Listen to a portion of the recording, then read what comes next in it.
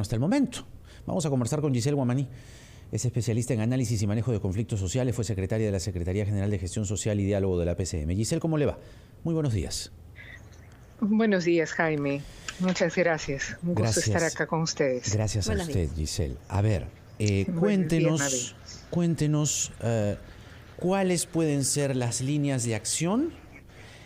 Comencemos por el de los cocaleros, ¿ya?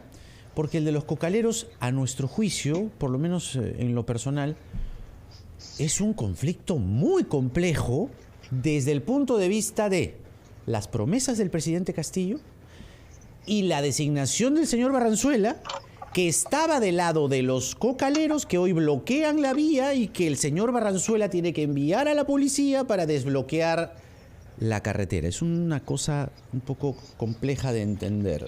¿Lo piensa así también usted? El caso de los cocaleros de por sí, la problemática es compleja. Para empezar, ¿no? Y además de ello, se ha estado trabajando más o menos desde el año pasado, a inicios de este año, con los cocaleros que hacen una producción legal de la hoja de coca.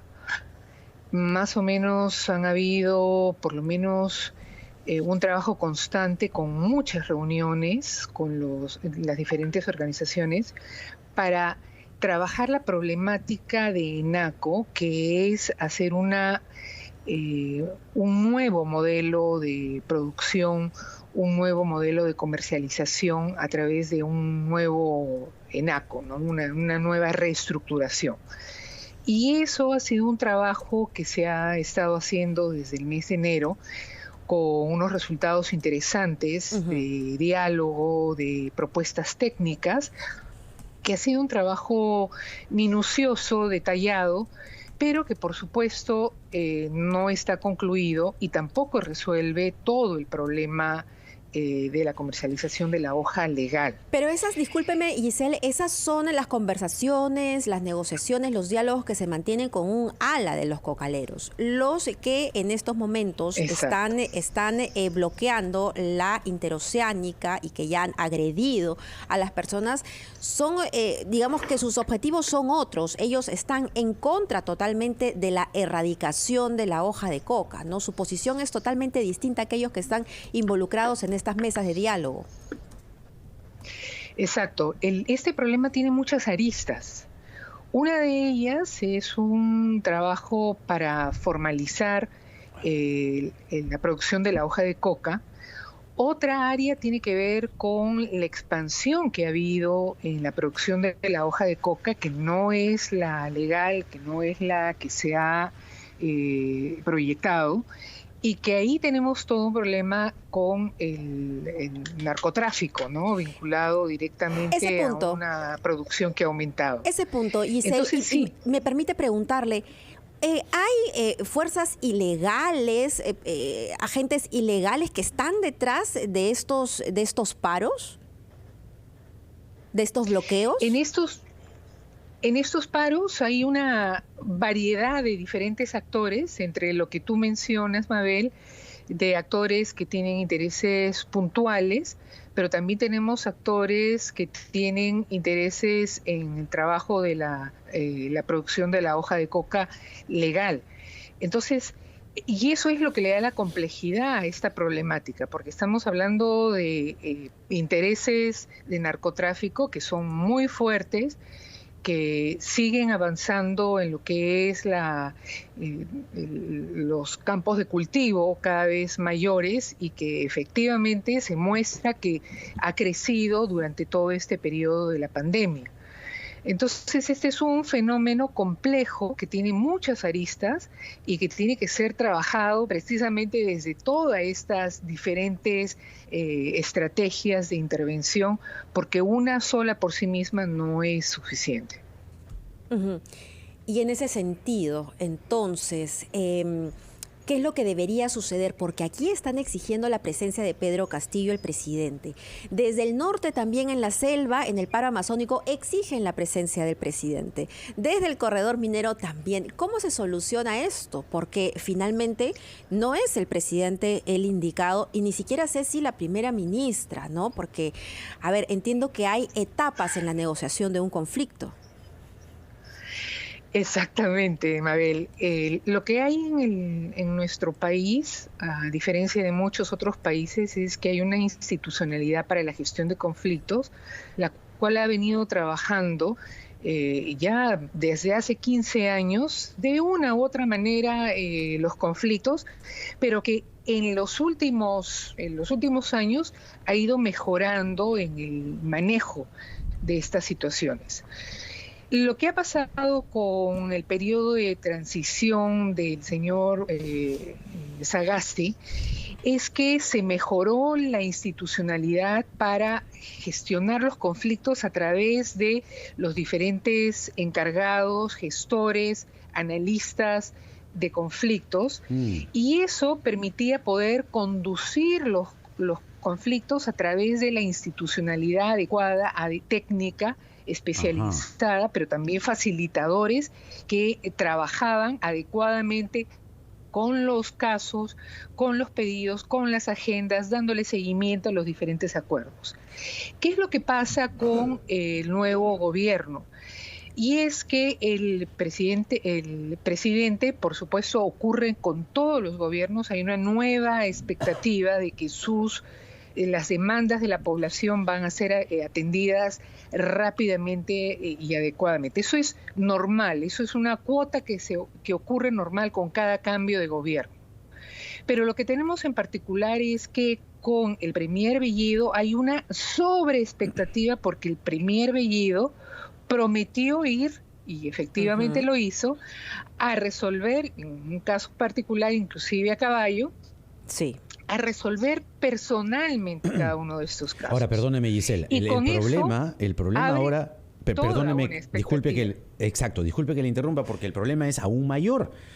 Ahora el señor Bellido, expresidente del Consejo de Ministros, sigue yendo a la zona, se toma fotografías en la zona y públicamente le pide al presidente Castillo, venga acá y resuelva, porque el bolsón de electores de esta región del país pidió tal cual A, B, C, D cosas, que además se acompaña ese discurso con el bloqueo.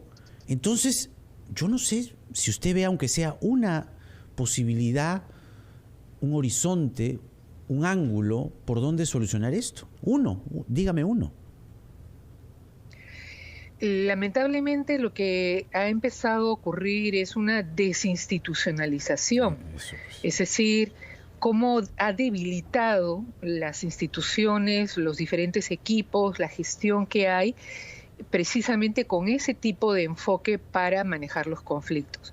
Si uno mira en la historia de la institucionalidad para la gestión de conflictos, cada vez que ha habido un premier, y lo han habido varios en diferentes oportunidades, que es el gobierno aprista, ¿no?, en el periodo de Humala también, cuando los premieres han utilizado este enfoque personalista de resolver los conflictos, más bien aumenta la ola, la expectativa, la presión por tener a los premieres resolviendo cada una de estas situaciones. Entonces, el reto ahora es cómo reencauzar todas estas demandas, todas estas expectativas, a partir y a través de los diferentes equipos, las diferentes instituciones, las diferentes mecanismos que ya hay dentro de el Estado para resolver los conflictos.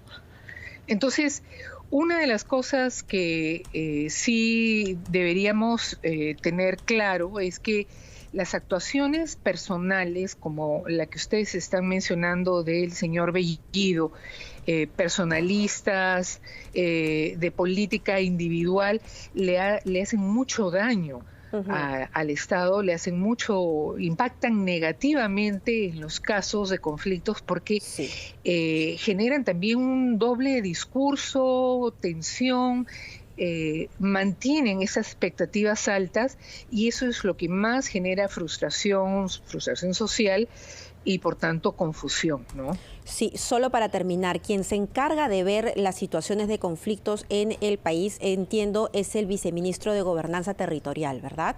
Que supuestamente tendría que ser una persona sumamente preparada en estas lides.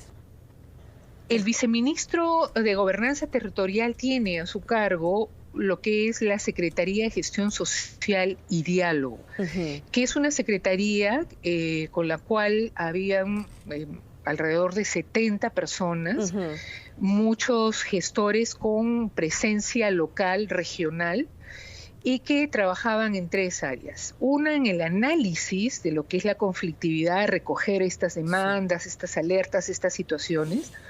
Otra subsecretaría que trabajaba específicamente en lo que es la gestión de los conflictos, es decir, abrir los espacios, crear las condiciones para el diálogo, hacer la facilitación de estos procesos, y otra subsecretaría que específicamente se dedicaba a lo que es el seguimiento de todos estos acuerdos a los cuales se llegaban a través de diferentes negociaciones, espacios. Un grupo de profesionales, sin duda, pero y ya para concluir, porque creo que esto es importante saberlo, quien está designado en este puesto, hasta donde tengo conocimiento, es el señor Braulio Grajeda Bellido, parte del entorno del señor Vladimir Cerrón, y que también está implicado en las investigaciones de la Fiscalía por el caso Los Dinámicos del Centro. Es un asunto, Mabel, muy complicado. Giselle Guamaní, muchas gracias. Ha sido un gusto conversar con usted. Era Giselle Guamaní, especialista en análisis y manejo de conflictos sociales con nosotros. Situación muy compleja la que tenemos en el horizonte inmediato. 7:19.